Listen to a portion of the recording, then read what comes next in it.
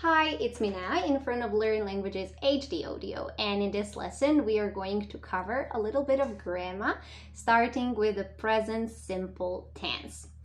And our first question would be, when do we use present simple tense? So what are the occasions and sentence context that we are going to use present simple tense with? So we use it for statements that are always or generally true, or for certain facts, like here, water boils at 100 degrees Celsius. So it's a fact, it's always true, it's a general truth. While you can say the sky is not pink. So it's very obvious, sky is never pink. I mean, you can have a beautiful sunset, but not that beautiful. So we say the sky is not pink. Then, to describe habitual actions. So for the present simple tense is used, and all of the other simple tenses, for habitual actions, actions that repeat over time. So I go to school on Monday, or I go to school every day. She plays tennis every day. So those are the habits that she has and that she regularly repeats. Then how do you actually form the sentences in the present simple tense? We are going to break it into parts, and first we are going to do positive, then negative, and then question sentences. As for positive sentences, you make it with a subject, and then you have verb in infinitive form, or with the ending s or es. So let's explain this a little bit. You say, I run every day. I is a subject, the person that does the action. Run is a verb, and in this case, it is a plain form, infinitive form.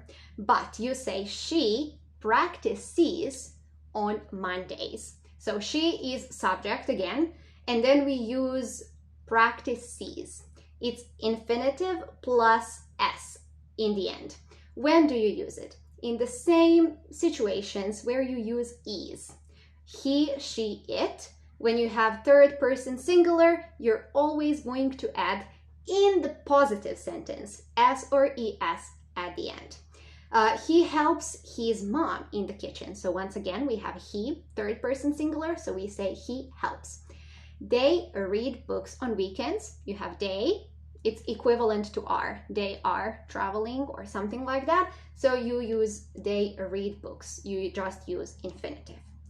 Then we have how to form sentences in present simple tense, but this time it is a negative. So we say subject plus do, does. We explained in the previous lesson that do and does come up in the present simple or the other simple tenses in negative and in question sentences. So we say, and then you have, let me not forget, verb in infinitive form. In the positive sentence, you could have s or es in the end, while in negative and in questions, you don't have it. It's only in the positive sentences, third person singular. So I do not like her dress. She does not play with her sister. We don't follow the rules. You don't need to worry. So need, follow, play, like, plain forms, infinitive forms. So there is no need to use s or es. When you use do, when you use does, we explained again in the previous lesson, we say I do, we do, they do, you do. But you say he is, he does, she does, or it does. Then, how do you form questions?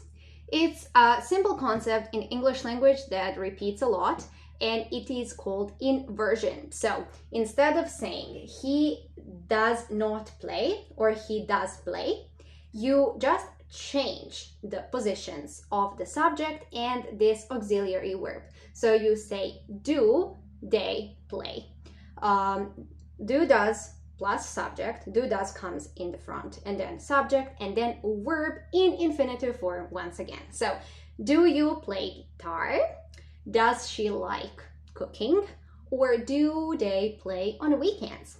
You can also make WH questions following the same principle. So you just make do or does question, and on do, does questions, you answer yes, I do, no, I don't, yes, she does, no, she doesn't. When you have WH question, you're going to replay with a certain word or a phrase, And we have this example here. Where does she live? So she lives in Mexico.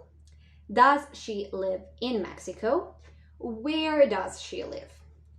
When do you leave for school? So I leave or you leave for school at 6 a.m., let's say. Then do you leave for school at 6 a.m.? Then you underline 6 a.m. because you are asking for the time. And then we say, when do you leave for school? So let's do a little bit of practice here.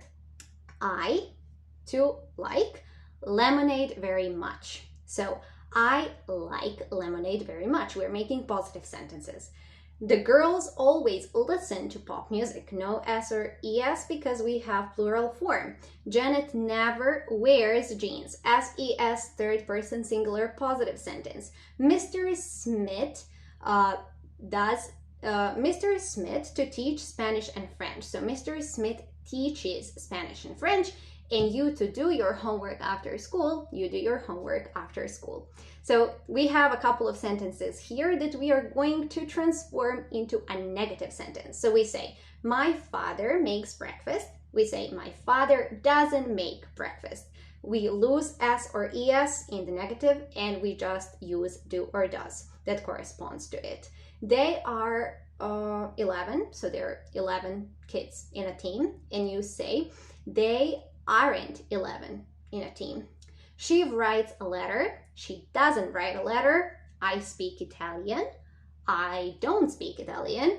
And then he phones his father on Sundays. Then he doesn't phone his father on Sundays. How do you make these sentences into questions?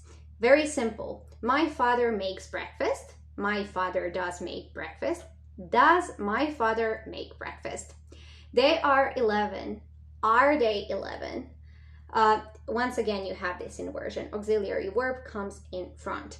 She writes a letter. Does she write a letter? I speak Italian. Do I speak Italian or do you speak Italian? Danny phones his father on Sunday. Does Danny phone his father on Sundays? So thank you for being with us. Hopefully you could understand this lesson, and we want to see you in the next one where we are going to practice pronunciation. Bye-bye.